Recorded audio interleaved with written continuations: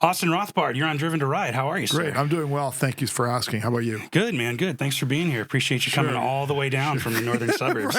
Right. It's, of course, such a long journey. Yeah. So kind of cool. We're both based in the Chicago suburbs. A little bit before you said you're not originally from here, though. Right. No, I grew up in the Northeast U.S., and then I've moved around a bunch, but moved into the Chicago area in 2000. Okay, cool. So can I ask what brought you out here? Well, I was in business school before then, and then I got a job offer here, which I decided to take. Okay. And so I moved here, and then I was in the Chicago area from 2000 to 2007. And 2007, my wife and I moved to California for 2 years and came right back. Okay, cool.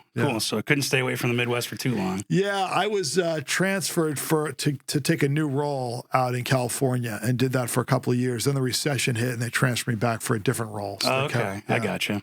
Yeah. Well, and I'm guessing have you been riding motorcycles that whole time? I've not. I just started riding like 8 years ago. Oh, wow. Okay. And I used to live in kind of the foothills of the San Bernardino Mountains, and I used to work up in the high desert. And every day to get to work, I would drive like 45 or 50 minutes up through this mountain pass where the elevation actually increased by 1,000 feet. Oh, wow. Okay. As I was driving. And in hindsight, like now, I wish I was riding, because that's a really cool, beautiful, beautiful ride. Yeah, if you're on two wheels. But I only started riding about 8 years ago, and about a year after that, I was traveling with my family, and I was in the Grand Canyon. I was like, man, I wish I had my bike. And those 6 words I kept saying, like in different situations. Yeah. And finally, I'm like, I can solve this issue. Like, so I'd only been riding for like a year when I started this company. Okay. Yeah. And let's start at the beginning there. Yeah. What do most people know you for? Kind of what's your claim to fame in the motorcycle world? Well, I started a company called Twisted Road, and our company is a motorcycle rental company, and we connect motorcycle riders with motorcycle owners so they can rent and ride. And so if you back up for a second, we're just like Airbnb, but instead of renting somebody's house, you'd rent their motorcycle. Okay. We've got about 4,000 or 5,000 bikes all over the country. Wow. Okay. So national, international, just in the U.S.? Just in the U.S. for now. Okay. We've had plans to grow internationally since I started, but honestly, it's a hard thing to do because of the different insurance requirements all around the world. Sure. Well, and so you said you started this company from scratch. Yeah, I did. And my experience is not tech at all. Okay. And it's not insurance at all. It's not startups. I worked in corporate America for 20 years. And the last few jobs I had were running businesses. The businesses were as small as 20 million and as high as big as $500 million in annual revenue. But when I started this, I mean, I'd never run anything with zero, and with no employees. Like right. I'm used to running bigger companies. Mm-hmm. So this was a big change for me. Sure. So what kind of drove you to start Twisted Road? Well, I've always been thinking that I wanted to start my own business. Okay.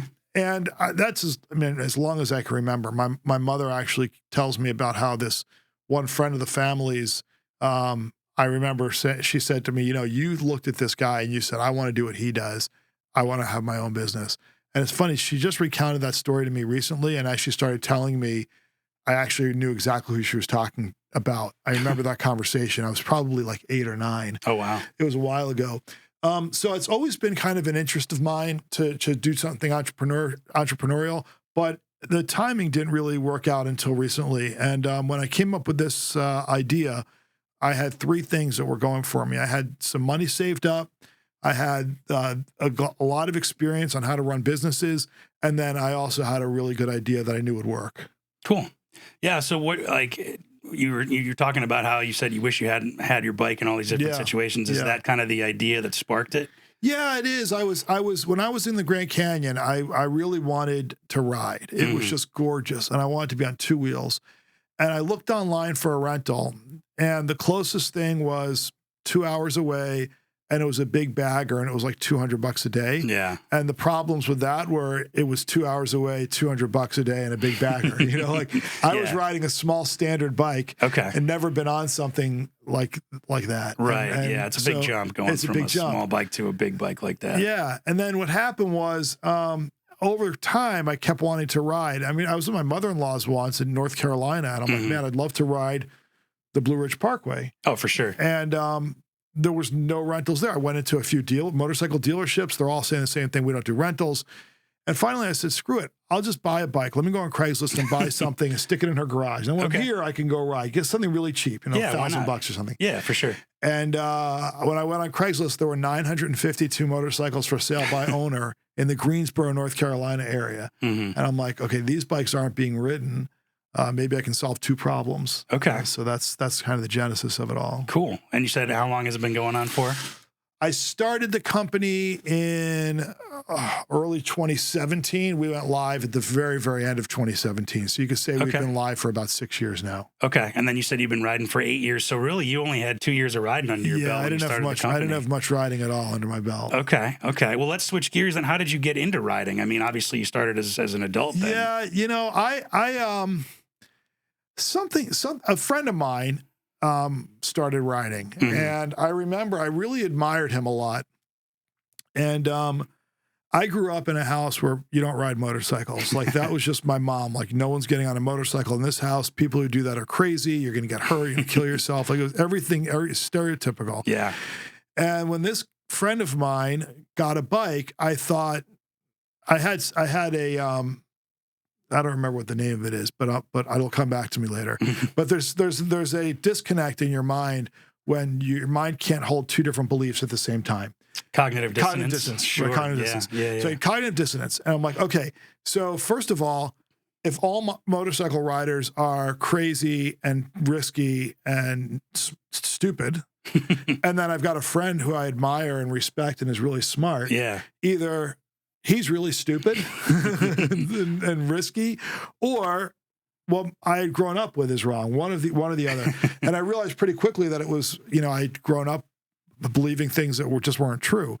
So then I thought, maybe I'll just do some research. I started reading a lot online about the community, and I thought it was really cool. I learned about all sorts of different bikes. And then I thought, maybe I'll just take a class and see what it's like. Sure. No real intention of buying anything. And loved it. I mean, I got on and took this class out by the United Center in the parking lot. Okay, yeah. And it was just like, I loved it. I just loved the feeling of it. And then, got my endorsement, got a bike, I think like that day or the next day or something. Really? Yeah. So it was like just 0 to 60. Yeah. Wow. So then once you threw a leg over that bike, you were hooked.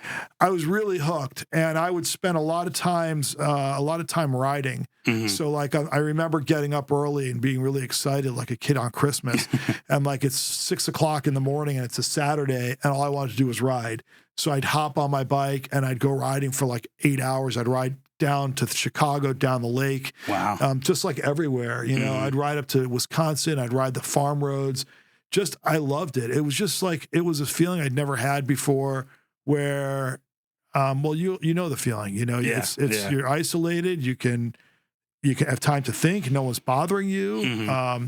You're out in the environment. It was just, it blew me away. Yeah. It's really, I mean, I don't need to tell you, but it's kind of a visceral feeling that it's just you and the outdoors kind of in the machine. Yeah, and if you go back and like think a little bit about my background and the other activities I've enjoyed doing in my life, I was sailing when I was a kid. Oh, no way. Okay. And then after I graduated from college, I learned how to fly a plane. Oh, wow. So I did that for a few years. Yeah. And like they're all the same, Yeah. They're all movement outside, a very individual activity. Sure, but with your thoughts, you're not. There's no phone. There's nothing bothering you. You're just kind of in nature and being present. Yeah, for sure. So they're all very similar. I don't know if you're a fan of Peter Egan or not, or his writing, but he does motorcycles, cars, boats, and planes. Oh, really? Yeah. I don't know if you've heard of him or not. I haven't. I'll look into him. He wrote for Cycle World for a really long time. Okay. I got the chance to interview him. He lives up outside of Madison, Wisconsin. Okay. And I might have spoken to him. Okay. Yeah, he's a super cool guy. Yeah. But he did cars, boats, motorcycles and planes. I think I talked to him when we were looking for some freelance riders a few years ago. Okay, yeah. That name sounds familiar. Yeah, and but now that you talk about how it's kind of all the same thing, it's all the same, different flavor, it makes perfect sense. Yeah, so that's it's super cool. You're moving, like I love a good road trip in a car or on a bike. I love it. And so like this, in a week or two, my family, my kids and I are driving out to my mother-in-law's for the holidays, and we're driving.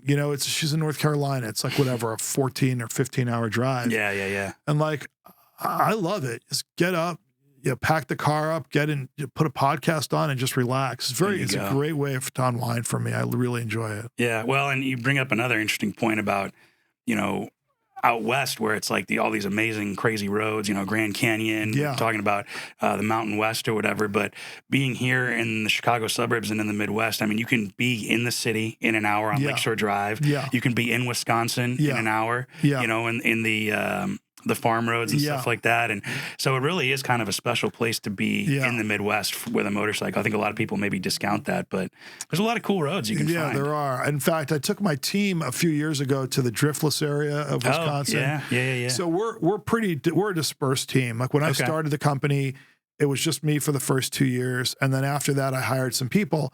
And at the time when I hired them, nobody really wanted an office, and we just and I didn't want to spend the money, and I didn't want to commute. So I'm like, let's just work from our homes. We had a few developers and a person running kind of the operations, and we've stuck with that. So now we're a small team still. There's 3 full-time employees, and I'm in Chicago. One guy's in Denver, and we have a woman in California. Oh, cool. And we're small, and we work from home. And when COVID happened, it's like the world caught up to us. Yeah, you were a trendsetter. Yeah, we're a trendsetter. And then that way, too, if it's a nice day and you want to take off for an hour or two, you can just throw a leg over a bike and go. So. Right. So because we're all over the country, we don't get a chance to really see each other or be with each other often. We're on the phone and we're in video conference all the time. Right. So I try to get people together every year or two just to go riding, spend a few days, and we did it up in the driftless area. And so we all got bikes, we rode, we rented an Airbnb, a cabin for a few days. It was really cool. Nice. So back to the company and kind of the experience.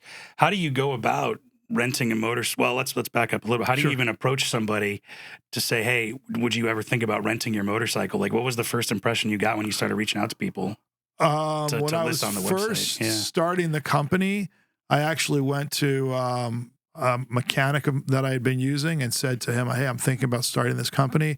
And his response was, Austin, that's the stupidest idea I've ever heard in my life. Wow, seriously? Yeah. Okay. So, but what we had to do was we built up a lot of awareness before we went live with the company. So we had ads and a splash page. Splash page is just one page where you say, hey, we're coming. This is what's going on. And they can give me their email address. Sure. We started sending out, we had Instagram posts and weekly emails to our community before we even launched. Okay. And then when it was time to launch, we did it in 2 phases. The first phase was where you could only go on the website to list your motorcycle or to create a profile. You couldn't see any other bikes that were there, and you couldn't rent. And the reason we did that is if we just started it all at once, the first person on the site would be like, all right, should I list my bike? Well, there's no other bikes here. Right? I'm not going to be the first person to list a bike. Yeah, I don't want to be the guinea pig. Right. Yeah. And the first person to rent would go there and they'd see no bikes. So we did it and we phased it. And I remember going live, my family and I was taking the kids and my wife to Europe. Okay. And we went live to have the I think it was the motorcycle listings where you could list your bike while we were there. And there were issues with the website. And I was spending all this money on advertising every day to get those bikes up there and let people know. Yeah. And I just remember being really, really, really, really pissed. Yeah, you spend all the money and the effort to get it done, it's not working. Right. I was spending at the time, just to get bikes on the site, I was spending $500 a day in advertising. Oh, geez, yeah. And I remember thinking, oh my God, like this is broken and people can't list a bike. I was so livid. Like that money's just gone. Yeah. You know? Yeah. Well, I mean, obviously it worked out. You said you have somewhere between 4,000 and 5,000 people now. Like that. Yeah. And it's all kinds of bikes, right? It's not new bikes or necessarily old bikes. It's all different everything. kinds. We've got some 20. I don't think we have any 24s yet. The 24s haven't come out, but plenty of 2023s. We have some really old bikes on there. And we have every brand from Harley to Ducati and Triumph. We've got Urals with sidecars. Like we've got everything. Yeah. What's been maybe the coolest bike or the most exotic bike or maybe like a dream bike that you've had that somebody's listed that you've come across? You know, it's really hard to tell because some of these bikes, like we have some really, really, really cool custom bikes. Yeah.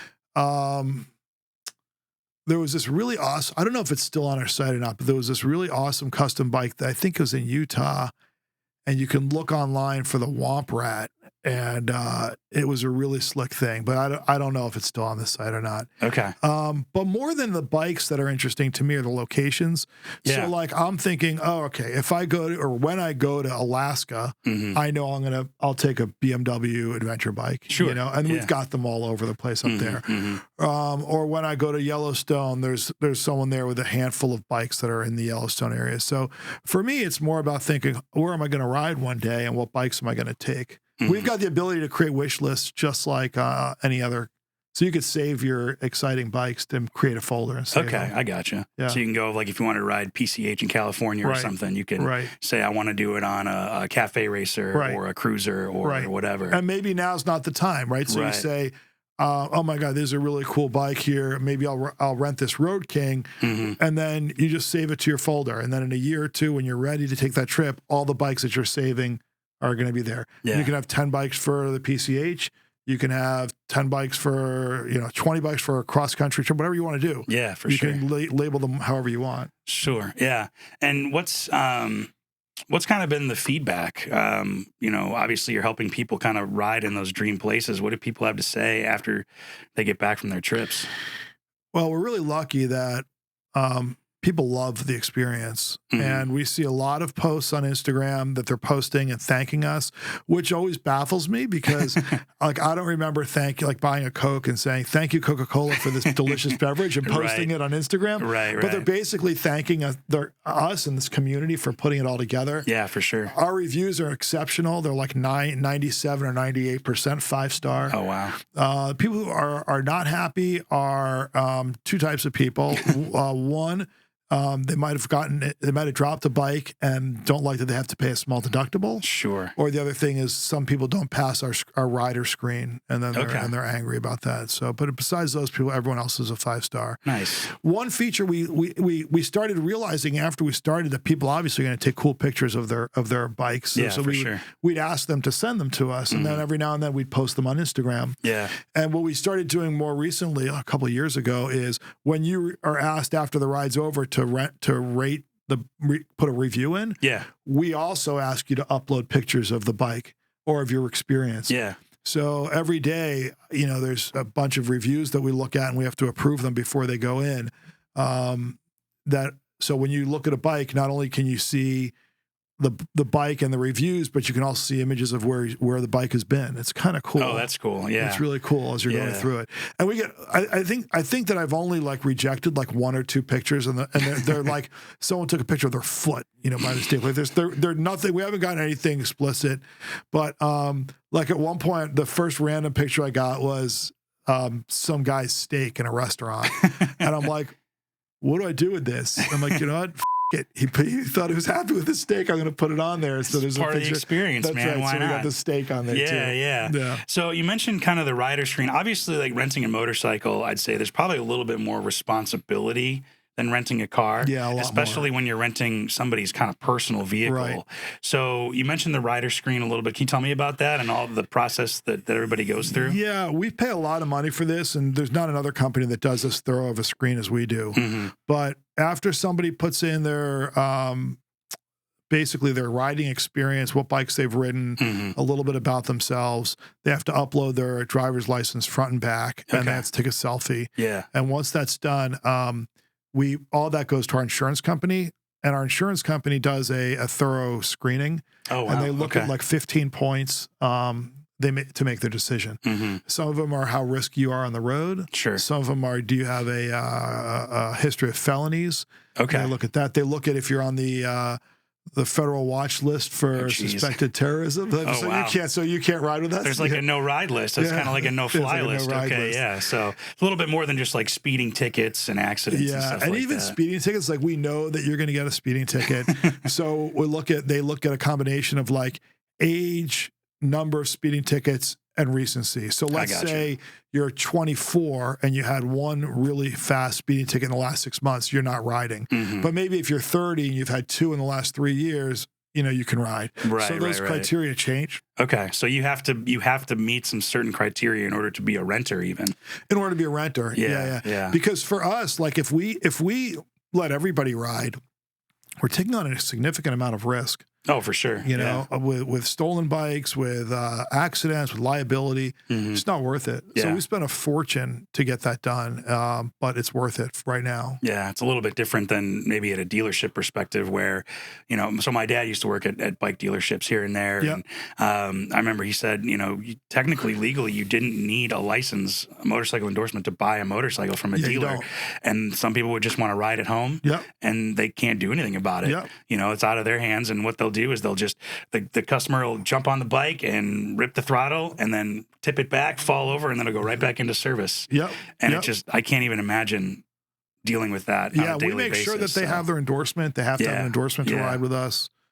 We try to be understanding. Like if you got arrested for stealing a 6-pack of Bud Light from the Circle K 5 years ago, we don't give a shit. Yeah. But if you have a history of breaking and entering in the last year, like you're not riding with us. There's some red kind of flags. felonious activity, motorcycle theft, maybe. I'm sure is a big red flag. We have this list of things that are like big no's, like the red flag. And then after that, we get into things that are more gray areas. So the way it kind of works is there are red flags, and if you have a red flag, you don't ride. But there's also a bunch of yellow flags, and if you get a certain number of yellow flags, you don't ride. So there's all these things that interplay. So it's more than just like, yep, you're good to go, and it's a little more complex. Yeah, a lot of dealers don't offer test rides, and those that do are just like, follow this guy, we're going to escort you. Okay, yeah. And all they ask for is a copy of your driver's license, and you sign a waiver. It's like, it's so limited what they do. They're like not checking anything. The license you hand them could have been suspended. Yeah, or revoked or whatever. I mean, there's a lot of risk they're taking on by just letting anyone that they want ride, as long as they have an endorsement. Yeah. Do you talking about test rides, do you have a lot of people and renters who maybe like want to try a newer bike or a different bike, and then that's a way that they can try the motorcycle that they want to without going through a dealer or anything? Yeah, sometimes we actually get requests. We got one a couple of yesterday for somebody who's like, I really want to ride a Super Duke KTM, and I'm looking for a certain model, and is there any way I can search your site to find out exactly where they all are? Because I'll fly there to try it before I buy, you know?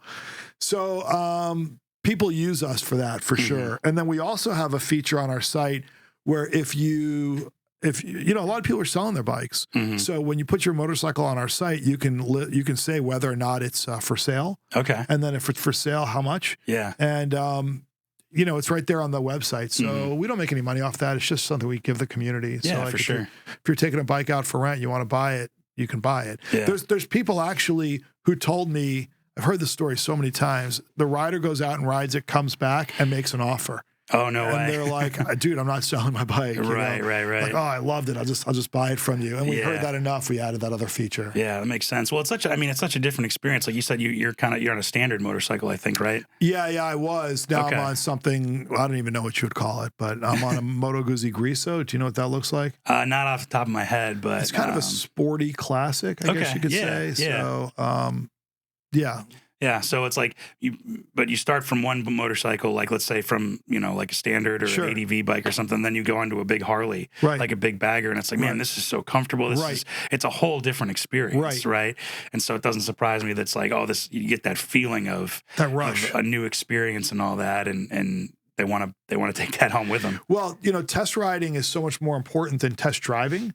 Oh, for sure. And a lot of dealers don't offer test rides, and like I said before, if they do, it's a limited one. So, you know, we fill a little bit of that gap as well. Yeah. Like for example, let's say somebody wanted to buy a live wire, a Harley live wire. Yeah, for sure. Okay, it's like a $30,000 bike. So you could like what I would do is if I were you, is I would get on a plane, find one on our site, rent it for a day or two, see if you really like it. 'Cause it's going to ride so much differently than a standard bike with gasoline carbureted.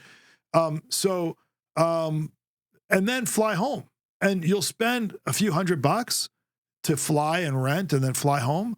But you'll know whether or not it's the right bike for you. Yeah. You know, for $30,000, you don't want to make a $30,000 mistake. It's kind of like a few $100 insurance policy. Yeah. Yeah. It's a kind of an ounce of prevention. Yeah. Yeah. As opposed to a pound of cure trying to sell a bike that you just bought. I know. And all that. So it makes a lot of sense. Yeah. So have you, I mean, obviously founding the company, have you taken advantage of a lot of the bikes out there to rent? I do. Whenever I travel, I pick up a bike. Okay. And I looked recently, and I think I've rented maybe 18 or 20 times or something. So you see all the history of the bikes I've ridden. Yeah. And they've been all over the place, kind of? Yeah, they're all over the place. I got one of the cooler rides I did was I had to be in Vegas for a trade show. Okay. And, you know, I'm here. So like, I'm like, well, do I ride to Vegas? I'm like, well, the ride to Denver is kind of shitty. Once you get to Denver, it's really cool. But up until then, it's flat and straight. There's not much going on. There's not much there. Yeah. So what I decided to do was I flew to Denver. Okay. I rented a Tiger. Nice. And Okay. then I rode to Vegas over the course of like 4 or 5 days. Did my trade show, and then I rode back a different route. Okay. So when you think about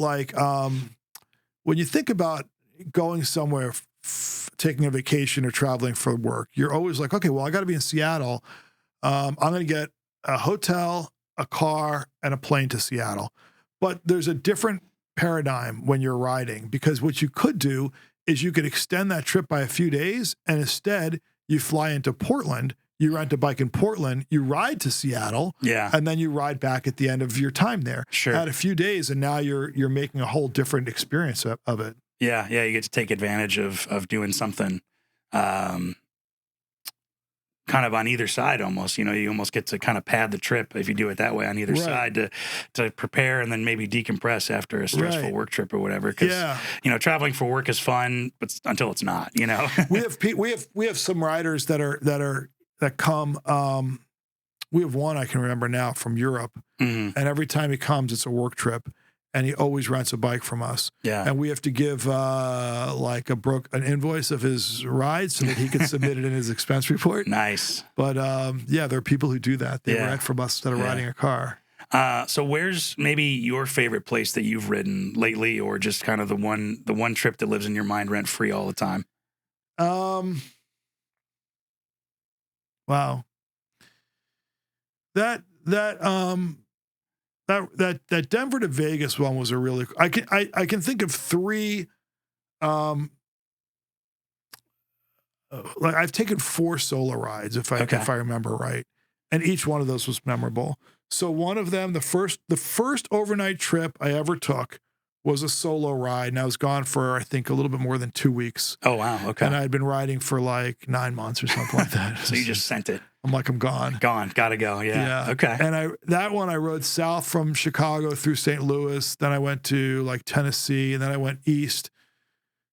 I stopped at the Barber Museum. Then I went to Atlanta. Then I went up the Blue Ridge Parkway to DC and took it back west. So that was like a 3,000-mile ride. That was a great one. Yeah. My first solo. It was really good.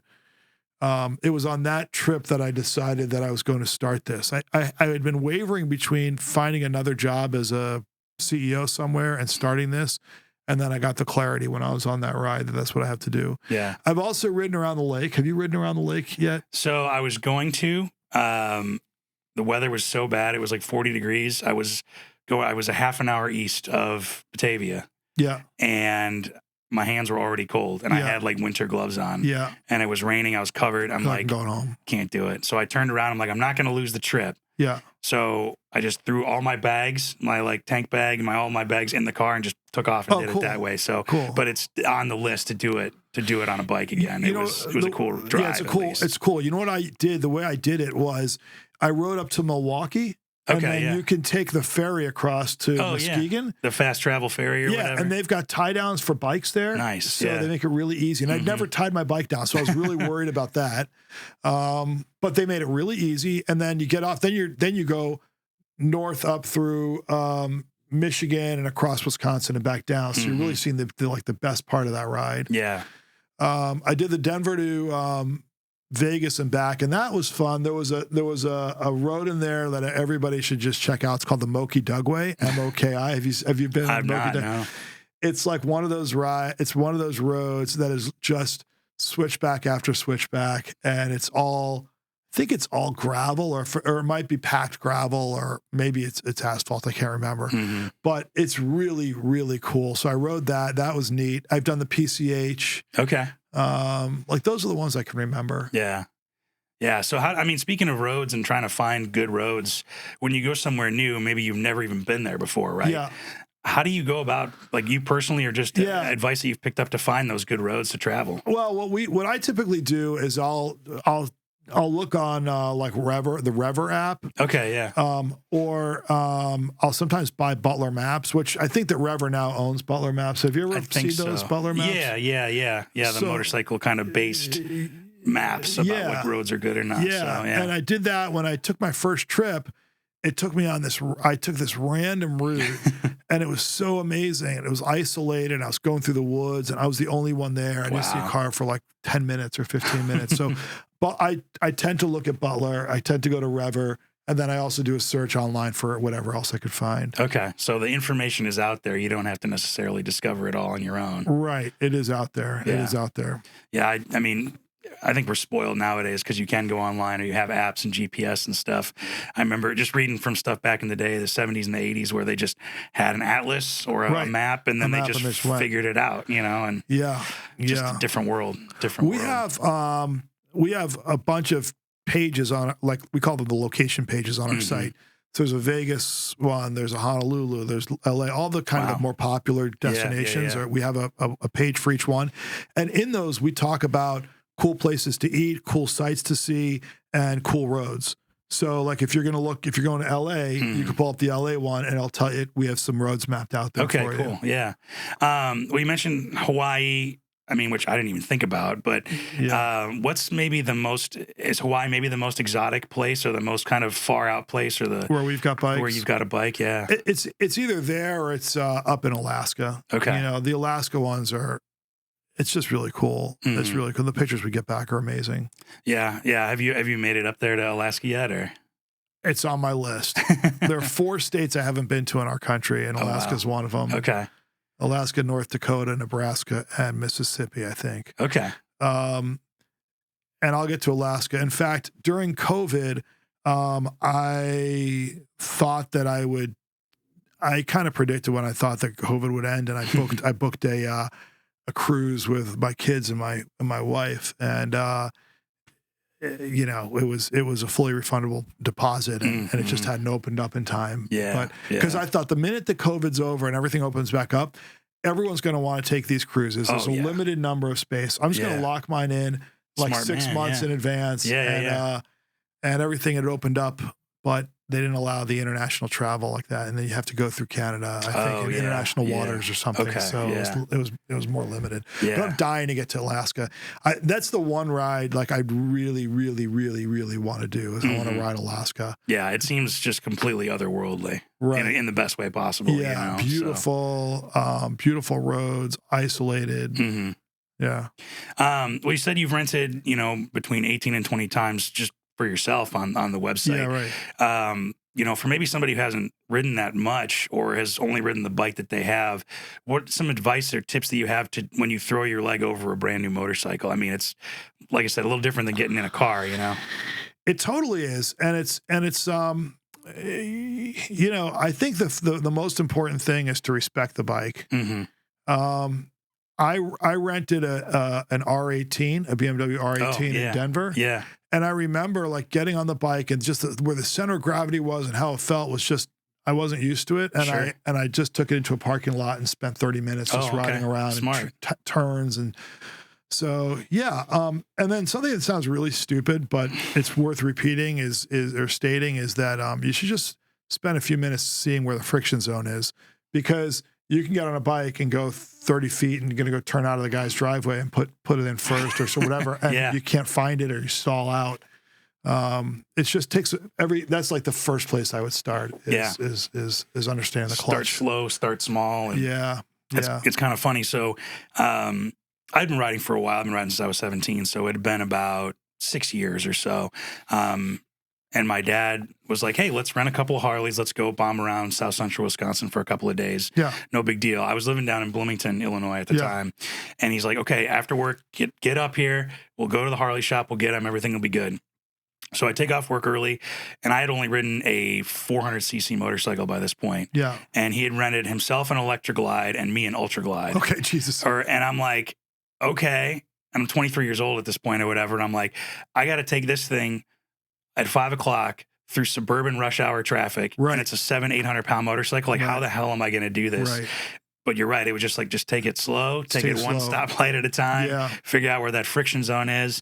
And then by the end of the second day, I mean, we were going around, flying around these country roads and quick turns on these big bikes. It's just, it doesn't take as long as you think. It doesn't. To get used to it, you know, but it is important to start slow. I rented this bike out in Long Beach, and it was a Road King, and it had ape hangers, and never had ridden with those either. Yeah. So I was just really petrified, and I remember like just getting on the bike, and then there's like the woman who rented it to me, like you kind of go like 10 feet out of her space, and then you have to take a quick left into this alley. Oh, okay. And then you have to go down that and take a right and onto the street. Mm-hmm. And I remember being so scared that I'm going to drop this bike in front of this woman as I'm just trying to leave. Yeah. And I was really like, I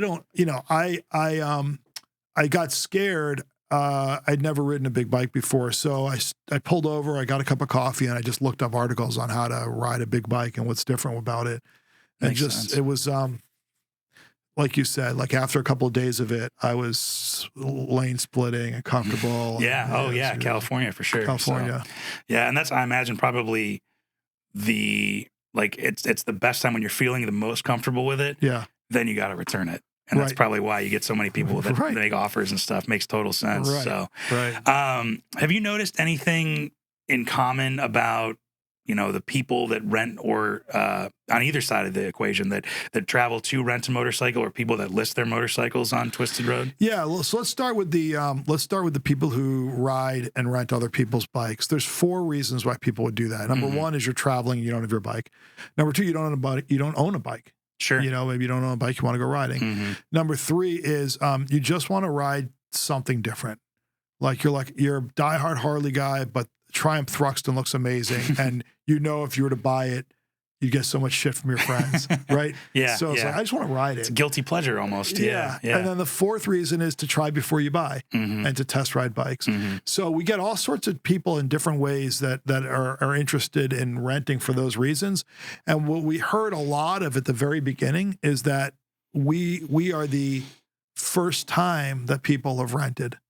I think it was 75% of the people who had rented with us, we were the first time they'd ever rented a motorcycle. Wow. So we are creating a market, for people because it's not something, it was so hard to find before us that we're making it easier. And now people have a need to do it and an interest in doing it more. Yeah. On the owner's side's really interesting. The people who own bikes and put them on our site tend to be people who are really love their bikes and want to share them with people. Okay. And we get people who will go to they'll come to Chicago and they'll rent a bike and the guy will say, all right, here are these maps. You got to go to these places. Make sure you get a coffee at Lynette's Donuts. And they'll give all these landmarks and stuff. And then they just love seeing people ride their bikes. There's a guy who's a really avid bike owner on our site in the Chicago area. He's got 2 or 3 bikes. And at one point, like somebody had taken his he was talking about how many miles were put on his he has a GSA 1250. Okay. And it's all the miles, and he just had to replace the tires. I'm like, what do you think? Are you making good money off this, I assume? He goes, dude, I don't even care if I make money off this. I just love, it's paying for the maintenance. It's paying for tires and everything I got to put on every now and then. And if people are just enjoying it, it's fine. Like go do it. Yeah. So, that's super cool. Yeah. So they're passionate about sharing, like you said. They're passionate about sharing the motorcycle experience. And the experience. Yeah. Yeah. That's cool, man. So you've been riding for 8 years. You've been in Twisted Road for 6-7 years. Yeah. Have you seen any changes in the motorcycle industry and the motorcycle world since when you started? It's really hard to say because, when I was new to it, everything was new. But now it seems like I just am so in it that it's hard to see those changes as they happen. Sure. But when we started, one of the things that I was really passionate about was marketing to women and including women in a lot of just marketing activities and PR activities. Yeah.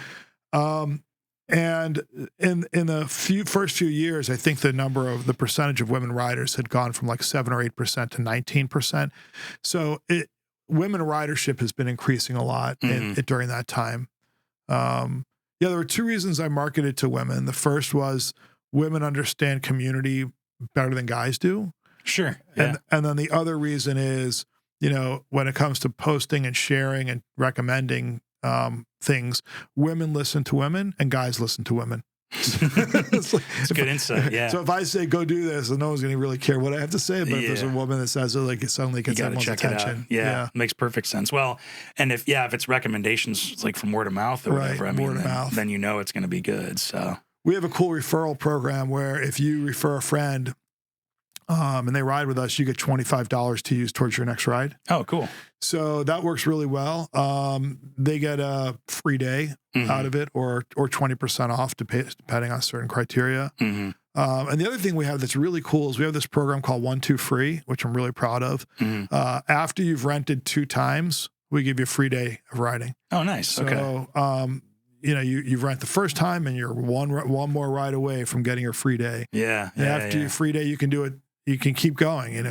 They just reset like getting a sandwich at the sandwich shop. Okay, yeah. So there are people who have ridden now 15, 20 times with us in the past year, and every third ride they have a free day in there. That's cool.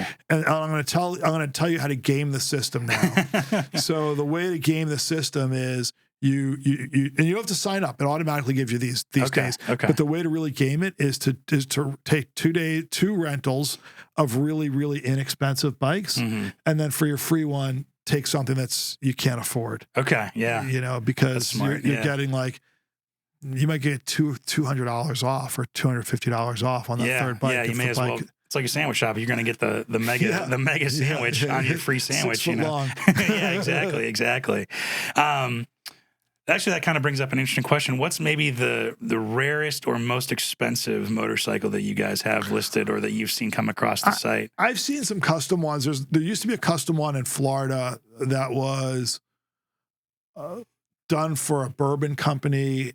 I don't remember the name of the bike.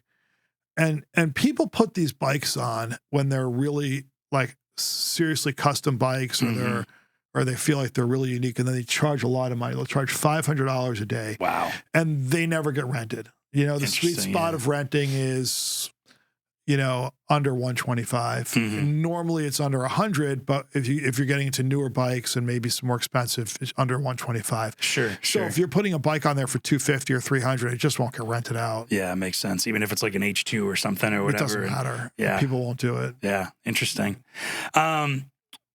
So what, in your motorcycle journey, I guess, what's the next trip you got planned? I know you said you want to go to Alaska, but do you have one kind of coming up on the horizon? I don't have a trip planned, and I was taking a solo trip every year, and I slowed that down around COVID. But I really need to take a motorcycle trip, and I don't know where I'm going to go yet. Yeah. I really don't know. Yeah. Maybe the Pacific Northwest.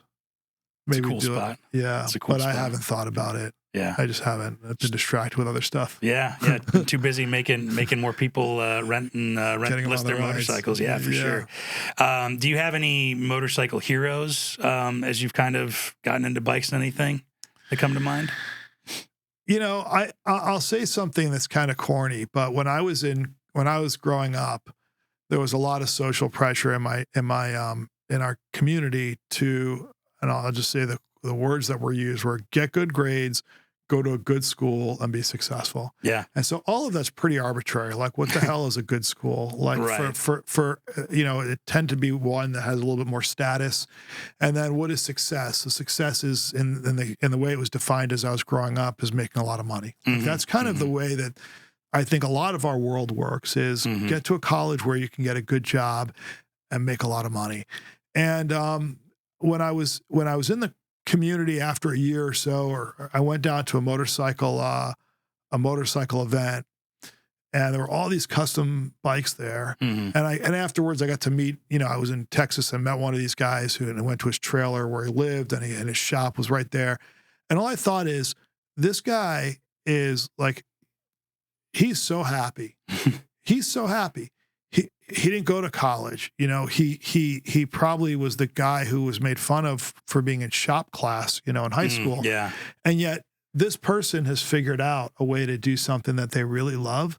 And so when I look at the community, you ask about heroes. I don't really have heroes, but I have a lot of, I admire the builders a lot, especially those who do it full time, just because they're so passionate. And so creative that they can just do that. So it sounds like motorcycling really has almost kind of changed the way you look at life. 100%, 100%. And we've got 2 kids, and like I remember saying to the kids, like, you know, you don't have to go to college.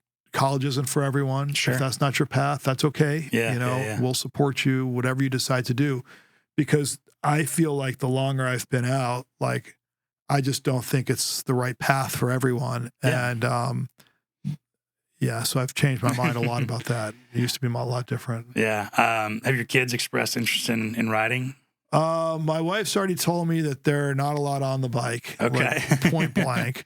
My son has no interest, which is good because he's a horrible driver. And our daughter, hasn't really expressed interest, I think, because my wife has said that they're not getting on the bikes. So the rule's just been set from the get-go. Yeah, but I did promise her that before she graduates from high school, I'll put her on a bike and I'll ride her to school and drop her off. There you go. So she's the rebel. She'll want to do it, I think, but hasn't really expressed a lot of interest specifically about that because she knows the rule's so firm. Gotcha. Well, Austin, thank you so much for being here. Really appreciated the time. Of course. How can folks get a hold of you? Obviously, they can go to twistedroad.com. Yeah. How do they get in touch with you? Yeah. If anyone needs to contact me for any questions or anything, just you can email me directly at austin@twistedroad.com. General questions, you can email us, info@twistedroad.com. You could text us. We have a text line that's always open and real people behind it. Oh, wow. That's 773-830-3532. You can find us on Instagram. There's any way that you think you can contact us, just try it, and we will be responsive. I mean, if you were to send a text right now to that line, I'm guessing you're going to get a response from a person back within 5 minutes. Wow. You know, cool, man. So but go to Twisted Road. And if you haven't ridden with us yet, go to twistedroad.com/ref/twisted. twistedroad.com/ref/twisted. And there's a deal on there for your first day of riding is free. Oh, wow. Yeah. Cool, man. Thank you very much. Appreciate the time. Cool. And it's great being here. Hopefully, you know, I can take a trip one of these days and jump on a bike. So. Absolutely. Cool. Yeah, absolutely. We'll be here. All right. Thanks, man. You got it. Thank you. Yeah.